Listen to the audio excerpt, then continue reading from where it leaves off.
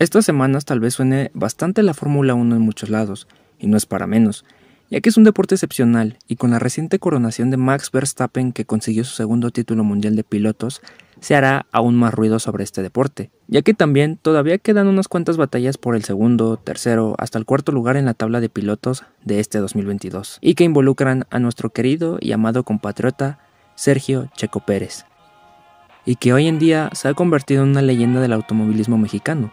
Pero, ¿sabes quién más marcó este deporte en México? Los míticos y legendarios hermanos Rodríguez.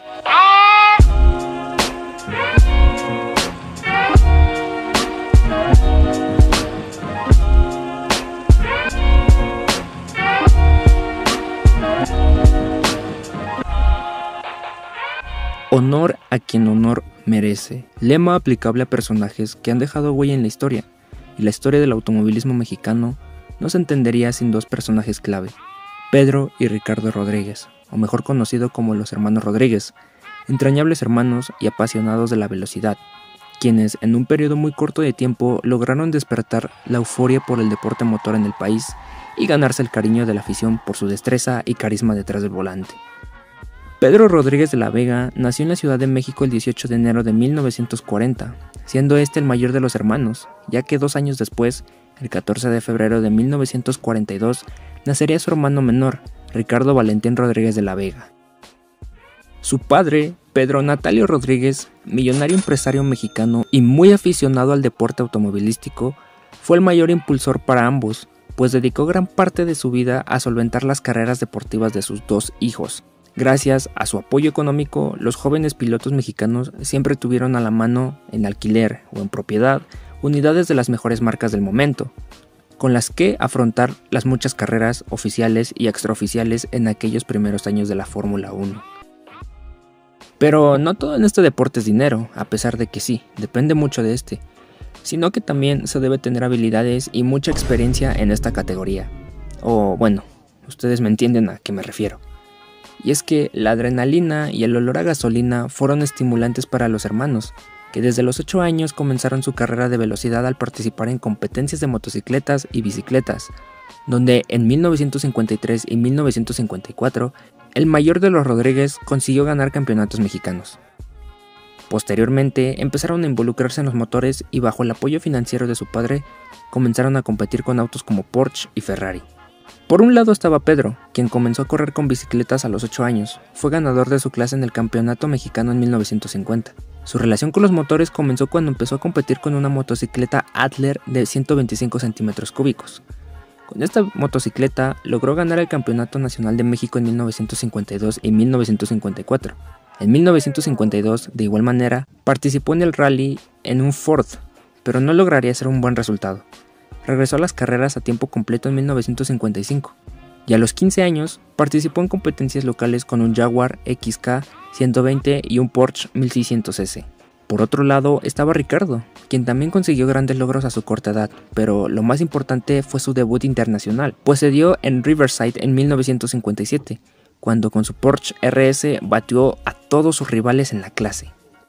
Tras resultados positivos y con bastante poder de convocatoria en el extranjero, a una muy corta edad, en 1958, los hermanos Rodríguez intentaron algo insólito: inscribirse en las 24 horas de Le Mans, dentro del mismo equipo. Sin embargo, debido a que Ricardo no cumplía con la mayoría de edad, el permiso fue rechazado, pero sirvió para que Pedro compitiera en su primera carrera legendaria.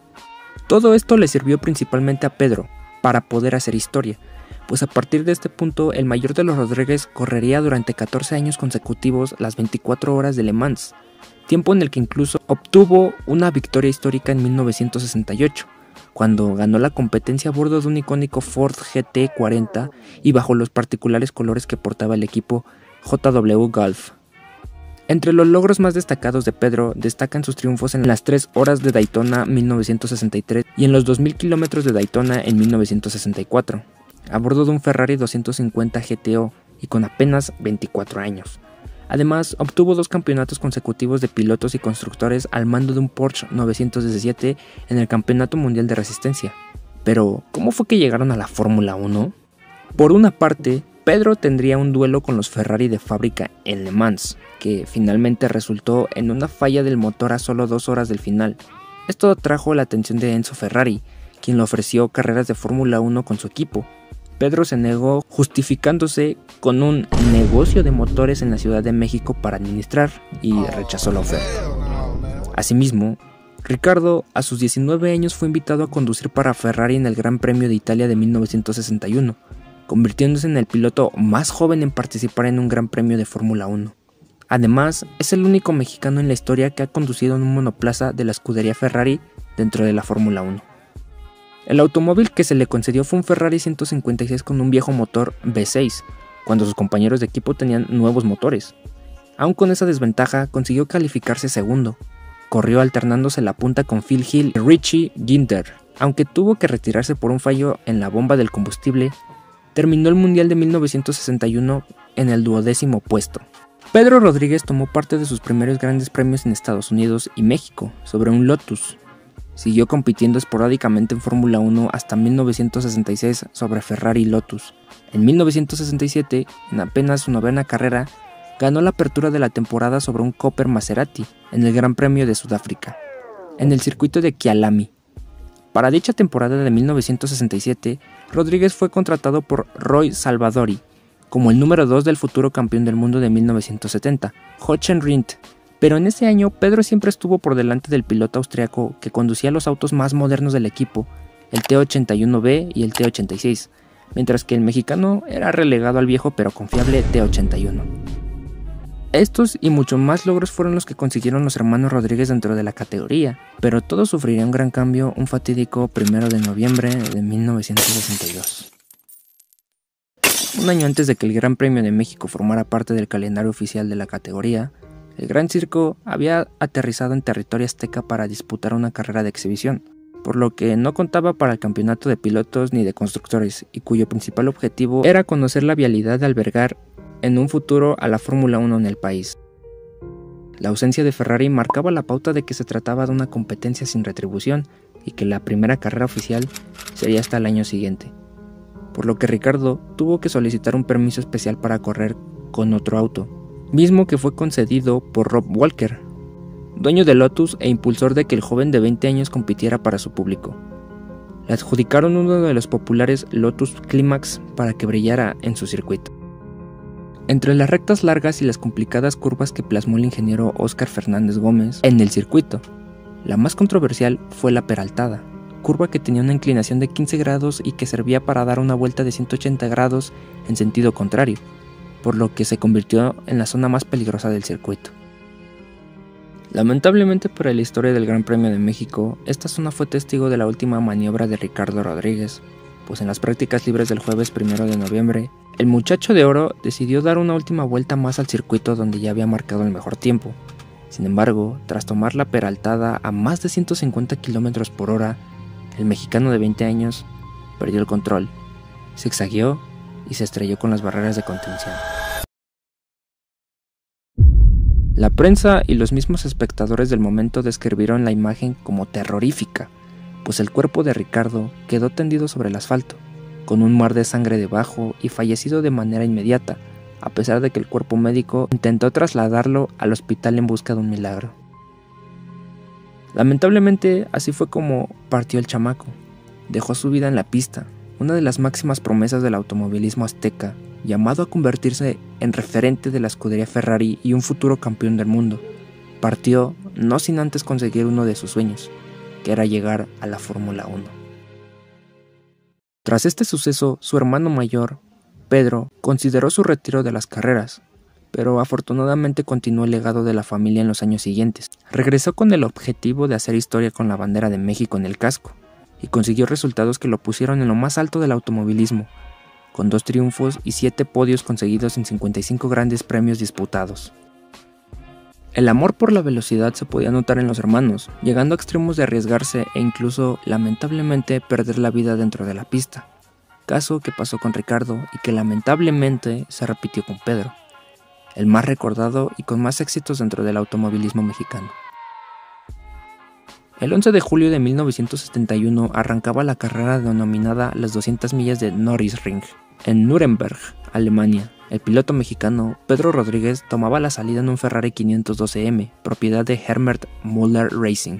Pero, ¿por qué un piloto de Porsche conducía un Ferrari?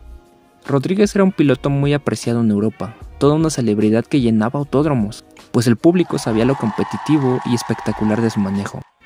Herbert Müller le ofreció $5,000 por participar en esta competencia, en uno de sus Ferraris 512M. Pedro aceptó competir con el permiso de sus superiores en Porsche, Wire y York, quienes aceptaban de una no muy buena gana. Incluso podían prohibirle participar, pues en su contrato había una cláusula que así lo indicaba. Los directivos del equipo Porsche pensaron que no sería nada malo que un piloto oficial de Porsche conociera a fondo el Ferrari 512M. Noticias de ese entonces informaban que los fotógrafos en la pista notaron que su neumático delantero derecho se despegaba de la llanta al frenar con una fuerza para la curva en S pronunciada ya en la 10ª vuelta. En la vuelta 12, el neumático se desprendió por completo y el auto chocó contra una pared antes de rebotar en la pista y prenderse fuego. Murió poco después de que lo sacaran del auto. De acuerdo con el informe que había otorgado la policía alemana, el cuerpo de Rodríguez tenía una fractura en la base del cráneo, en la pelvis y piernas, además de quemaduras en el 25% de su cuerpo. De estas maneras tan tristes es como se despedirían estas grandes leyendas que hoy en día siguen siendo recordadas de mil formas. Hoy en día sus restos descansan en el Panteón Español de la Ciudad de México. En 1972 y en honor a los hermanos Rodríguez, lo que antes se llamaba Circuito de la Magdalena Mixhuca pasó a portar el apellido de los dos pilotos que hicieron historia en el automovilismo mexicano, los primeros en obtener resultados destacados en competencias internacionales y que perdieron la vida de manera súbita detrás del volante. La influencia de la familia Rodríguez en el automovilismo mexicano quedó plasmada con su apellido en el autódromo más importante del país, donde se han disputado más de 20 carreras de Fórmula 1 y que ha sido escenario de múltiples competencias de relevancia mundial. Ambos se convirtieron en leyendas gracias a su extraordinaria habilidad, sus resultados, la expectativa que generaban y lamentablemente también por sus trágicas muertes.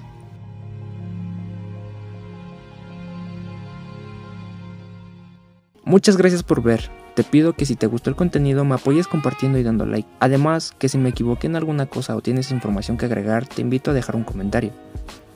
Aclaro que este video no tiene otras intenciones más que las de entretener, no busca ofender o faltar a la sensibilidad de nadie. De antemano, muchas gracias y una vez más, nos vemos en el próximo video. ¡Chao!